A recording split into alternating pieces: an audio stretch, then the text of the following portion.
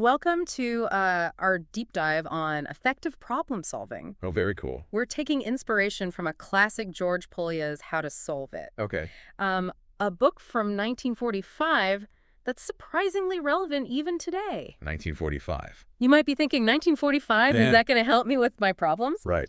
Well, Polya, a mathematician at Stanford, Oh, wow. wasn't just writing for math whizzes. Okay. He was fascinated by the universal challenge of untangling any problem. Interesting. And his book resonated with a wide audience, not just academics. I see. The multiple prefaces in different editions Oh, wow. really highlight how many people saw themselves as problem solvers in need of a better approach. Yeah, I can see that. What's fascinating is this book gives you a framework. Okay. It forces you to slow down and analyze before you jump into solutions. So it's more of the process. Exactly. Yeah. So how does this framework work? Polya breaks down problem solving into 4 phases. Okay. Understanding the problem, devising a plan, carrying out the plan, Got it. and looking back. Makes sense. It sounds simple. Yeah. Almost too simple. Right. But each phase has these insightful questions Oh, that force you to really grasp what's going on. so they're kind of prompts to get you thinking in the right direction. Yeah, let me give you an example from the book. Sure. Polya talks about finding the length of a box's diagonal, A box is diagonal. what he calls a rectangular parallel piped, Oh, so fancy way of saying a box. which is just a fancy way of saying a box. Okay. He walks through how a teacher might guide a student to the solution, and he emphasizes that even experienced problem solvers benefit from this breakdown. I see. It's like having a roadmap even when you think you know the way. Right. It helps you stay on track. Have you ever felt stuck on a project at work? Oh, yeah. All the time. Or even just trying to figure something out in your everyday life? Definitely. These phases can help you break down the problem and find your way forward. I like that it's applicable to so many situations. Yeah. Okay. On to another cool technique Polya talks about. Okay. Using analogies. Analogies. This is where it gets really interesting. Interesting. He believes recognizing similarities between problems, even in totally different fields, Okay. can unlock solutions. So it's like finding a comparable problem you already know how to solve. It's like finding a comparable problem you already know how to solve Right. and applying that knowledge to the new challenge. Gotcha. One example he uses is figuring out the center of gravity. Okay. Imagine you're trying to find the center of gravity of a complex shape, Yeah. like a tetrahedron, Tetrahedron. a pyramid with a triangular base. Oh. Polya suggests starting with something simpler, Makes sense. a triangle. Yeah. Okay. He even provides diagrams, Oh, wow. figures 7 and 8 in the book, Okay. to show how the concepts connect visually. So you can see the relationship. By understanding the simpler case, Yeah. you gain insights into the more complex one. That's really cool. Hold on, isn't relying on analogies risky? What if the problems aren't as similar as they seem? That's a good point. That's a good point. Yeah. Analogies are a starting point, not a guarantee. Right. But Polya is arguing that we often try to reinvent the wheel I see. when solutions might be hiding in plain sight. So we're overthinking it sometimes. Exactly. Yeah. Recognizing those patterns Mm-hmm. can save us effort and even spark new creative thinking. I like that a lot. What else is in this problem-solving toolbox? I'm curious. Well, there's this idea of introducing what he calls auxiliary elements and auxiliary problems. Auxiliary elements. I'm getting a bit lost here. Yeah. Auxiliary elements. What are those? It's simpler than it sounds. Okay. An auxiliary element is something new you add to the problem visually, Okay. like drawing an extra line on a diagram. Got it. An auxiliary problem is a related problem you solve on the side, So a side quest almost. like a side quest. Yeah. That might shed light on the main one. Interesting. Can you give me an example of how this works? Sure. Polya uses the example of constructing a triangle. Okay. When you only know its altitude, one angle, and the perimeter, by adding a specific line segment, as shown in figure 11 of the book, Okay. you can suddenly find the solution. Oh, wow. It's like that aha moment I see. when you realize you were missing a key piece of information. It's like a breakthrough. So it's like stepping back and saying, what am I missing? Right. What new information or perspective can I bring in to get unstuck? Exactly. Sometimes we get tunnel vision. Yeah, we get too focused. Auxiliary elements and problems Hmm. help us widen our view. I like that it's about expanding your perspective. This is making me rethink how I approach challenges, Oh, yeah. both in my work and in my personal life. It's about having transferable skills, right? You got it. It's not just about geometry. It's about how we think. Now, how about we explore another strategy? Okay. Working backward. Working backward. Working backward. Interesting. Is that as straightforward as it sounds? I mean, it sounds pretty self-explanatory. You bet. Okay. Sometimes starting from the desired outcome and retracing the steps is easier than pushing forward from the beginning. So you start at the end. I can see that being useful for some problems. Right. But not all. Not all, no. True. It's often used in project planning. Yeah. Where you define the end goal Right. first. Exactly. But Polya illustrates this concept Yeah. using a seemingly simple puzzle, Okay. measuring water with 2 containers of different sizes. Okay. He provides a visual breakdown of the steps, Wow. showing that even silly puzzles require real thinking. Interesting. So working backwards helps you understand the steps needed to reach a goal. Kind of like reverse engineering a solution. Exactly. It forces you to consider the end state and then figure out what needs to happen beforehand. Makes sense. You might be surprised how many problems can be tackled this way. I bet. This is all fascinating. It is. But before we move on, I have to ask, does Polya only focus on cold, hard logic? That's a good question. Actually, he repeatedly emphasizes the importance of the student and teacher dynamic. The student and teacher dynamic. Even when talking about abstract concepts. So interesting. He recognizes that problem solving is a human activity. So it's not just about, like, algorithms and formulas. So it's not just about techniques. Yeah. It's about understanding our own thinking process, right? You're picking up what he's putting down. We're all students when facing new challenges. Right. Polya wants us to be aware of common pitfalls, Okay. like getting bogged down in details, not checking our work carefully, Oh, or failing to see connections. those are all very relatable. He's basically saying don't just learn the steps. Right. Learn how your brain works when you're problem solving, right? Exactly. We're all susceptible to those mental traps. Absolutely. Recognizing them is the first step to becoming more adaptable problem solvers. I agree. Before we wrap up this part of our deep dive, Okay. is there anything else we should highlight from Polya's work? Let me think. I think it's important to remember that How to Solve It isn't just a math book. Okay. It's about cultivating a problem-solving mindset Right. that applies to any field. That's a great point. It's about transferable skills, not Yeah. just equations. Exactly. So far, we've uncovered a powerful framework for approaching problems.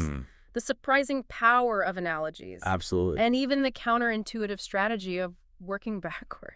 I'm ready for more. I'm ready for more. What other problem-solving wisdom does Polya have in store for us? Well, stay tuned. Okay. We'll be back with more insights from How to Solve It in the next part of our deep dive. Sounds good. All right. I'm excited. Welcome back. Yes. We're continuing our deep dive into George Pólya's How to Solve It. Okay. And I'm really excited to explore more of his strategies. Me too. Last time we talked about his framework for approaching problems, the surprising power of analogies, and even the counterintuitive idea of working backward.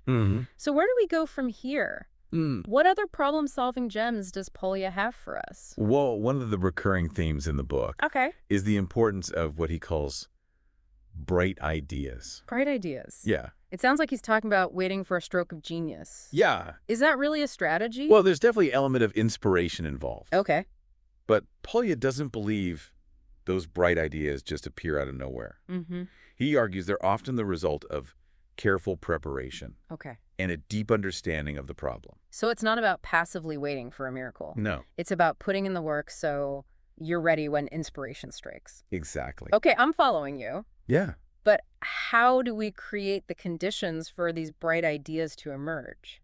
Well, Polya emphasizes the importance of really examining the problem, breaking it down into its parts, and looking for connections and patterns.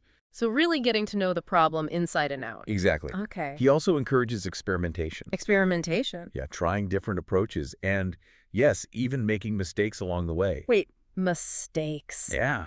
I thought the whole point of problem solving was to avoid those. That's a common misconception. It is. But Polya sees mistakes as valuable learning opportunities.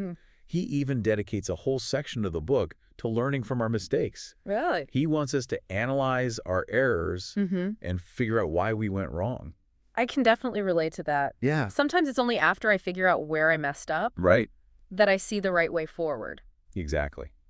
Mistakes can be frustrating. Oh, for sure. But they can also be incredibly instructive if we approach them with the right mindset. Absolutely. It's about shifting our perspective, seeing errors as part of the process, not as failures. I like that. What else does Polya suggest?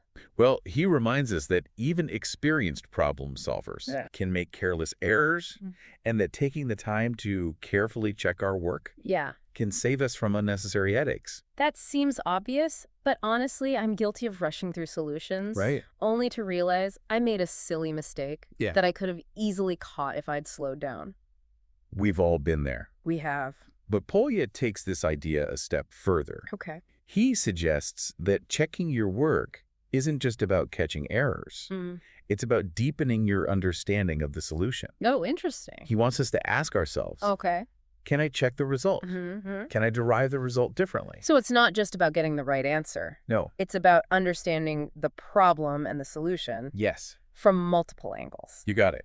He argues that by deriving a result in different ways, you can verify its correctness and solidify your grasp of the underlying concepts. That makes a lot of sense. It's like checking your work elevates the whole problem-solving experience. It's not just about being right. It's about learning and growing. Absolutely. And this ties back to his focus on the human element in problem-solving. Right.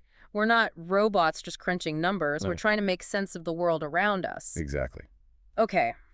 I'm really starting to see how Polya's approach goes beyond just solving equations. Yeah. It's about developing a way of thinking that applies to all kinds of challenges. It is. But I have to ask. Okay. What happens when you're truly stumped?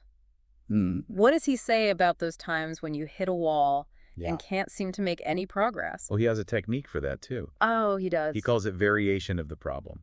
Variation. Yeah. What does that mean exactly? It means changing something about the problem itself. Okay. To gain a fresh perspective. So shaking things up a bit. Yeah. Okay. This could involve changing the unknown, changing the data, or even changing the condition of the problem. So if you're stuck, you shake things up a bit. You don't give up on the problem entirely, but you try approaching it from a different angle. Exactly. It reminds me of what we talked about earlier with auxiliary elements and problems. Yes. It's about expanding your perspective, getting unstuck. You're connecting the dots. And Polya provides a great example to illustrate this. Oh, cool. He uses the problem of finding the volume of a frustum of a pyramid.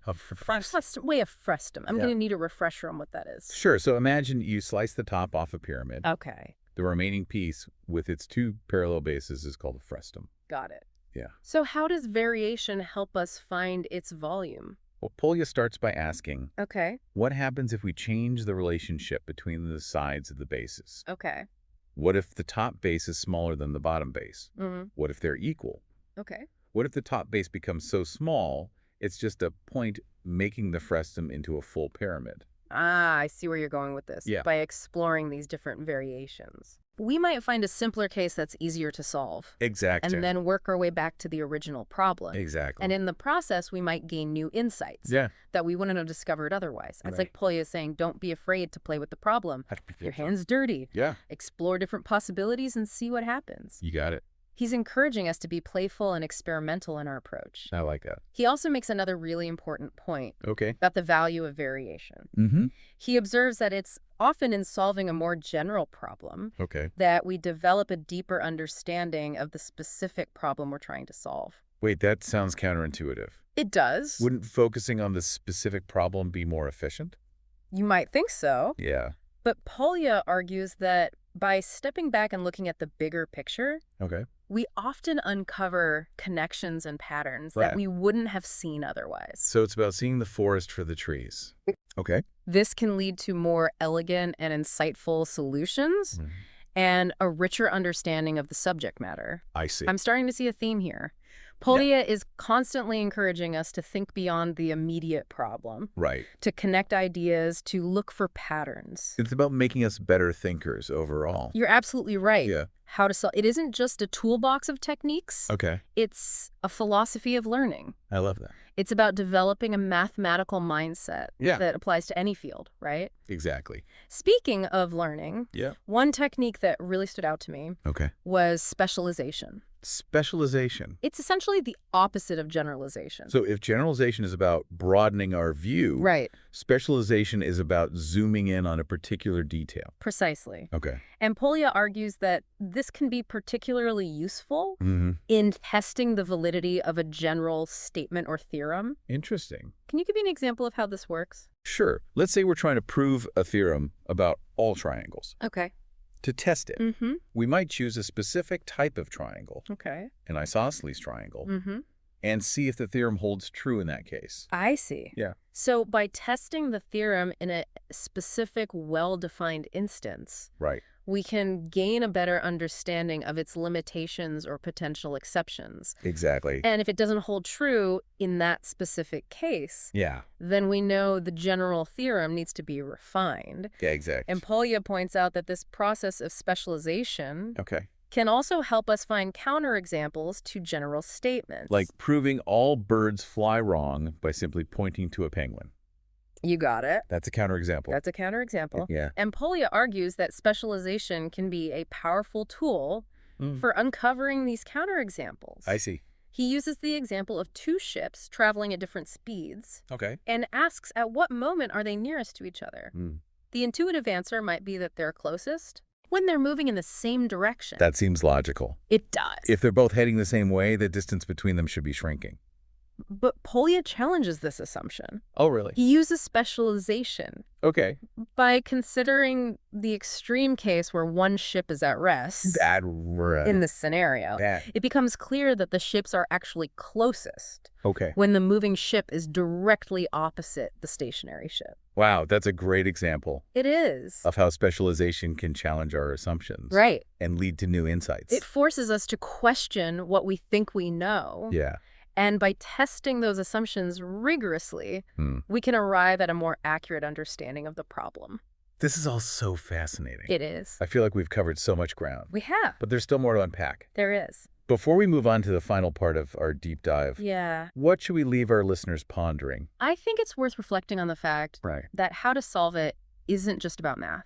Right? It's about developing habits of mind that are valuable in all areas of life. Absolutely. It's about curiosity, persistence, and the willingness to see problems as opportunities for learning and growth. I love that takeaway. Problems as opportunities. Yeah. It's a great reminder. It is. That even when we're faced with challenges, there's always something to be gained from the experience. Exactly. And that, I believe, is at the heart of Polya's message. It is. So stay tuned for the final part of our deep dive. Okay. Where we'll explore even more of his insights. Great. And wrap up our journey through how to solve it. Sounds good. Welcome back to our final deep dive into how to solve it. Yeah, it's been a great journey so far. We've covered so much ground already. We have. From Polya's framework to analogies working backward, and even those aha moments he calls bright ideas. Those are always fun.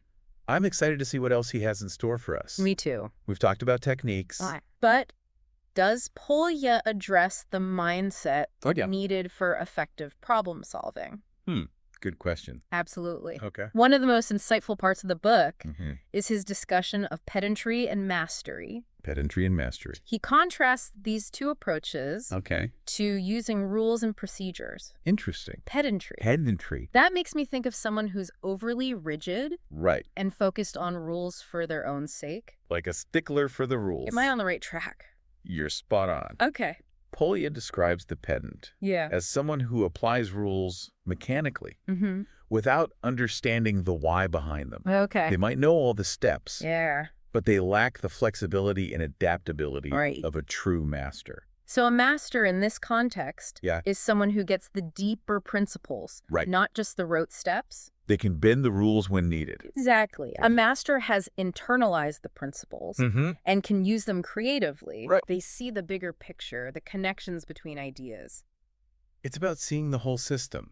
It's not about memorizing formulas. It's about developing real understanding. Exactly. This makes me think about learning in general. Yeah. Maybe the struggle is more important than just getting the right answer. Oh, interesting. Maybe that's what makes us better thinkers. That's a profound insight. It is. And aligns perfectly with Polya's view of problem solving as a human endeavor.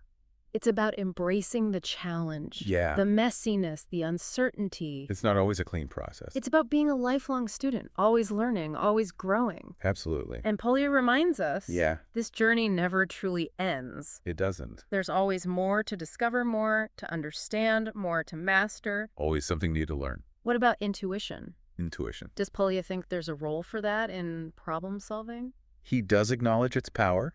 Okay. Especially in the early stages. But he cautions against relying on it solely. So it's about finding a balance Yes. between intuition and logic. Exactly. Intuition helps generate ideas and make connections. Right. But you need logic and reasoning Yeah. to test and refine them. To make sure they actually work. It's like intuition sparks the fire, Okay. and logic makes sure it burns in a controlled way. I like that analogy. And this balance shows up again Okay. when Polya talks about different types of reasoning, heuristic and rigorous. Heuristic and rigorous. Remember those terms from earlier? Yeah, kind of. Refresh my memory. Yeah. What do they mean again? Okay, so heuristic reasoning is about exploration and discovery. Okay.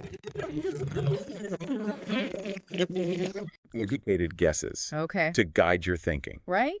Rigorous reasoning is about proving statements with certainty, using formal logic.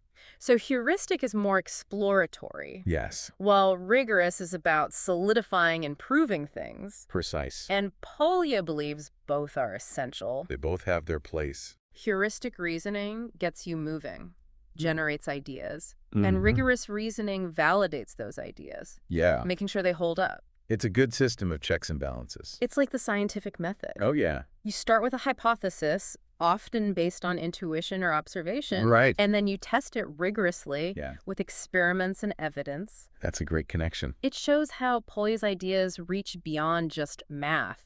You don't. And to all sorts of inquiry. Absolutely. So what's the one big takeaway you want listeners to remember from our deep dive into how to solve it? I think the most important message is that problem solving is a skill you can learn. It's not about innate talent. No, it's not about being born a genius. It's about cultivating the right mindset, a systematic approach. Yeah. And embracing the challenge. Exactly. I love that. It means we can all become better problem solvers. We can. No matter our background. Exactly. And Polya gives us the tools and guidance to start that journey. This has been a truly rewarding deep dive. It has. I've learned some great techniques. Me too. But also gained a deeper appreciation for the power of structured thinking. I agree. I hope our listeners feel the same way. I hope so too. Remember, the next time you face a challenge, don't shy away. Yeah. Embrace it as a chance to learn, grow, and become a more masterful problem solver. That's a fantastic note to end on. Thanks for joining us on this deep dive, everyone. It's been a pleasure. Until next time, keep those minds curious. Yes, stay curious. And remember, every problem is an opportunity. Absolutely.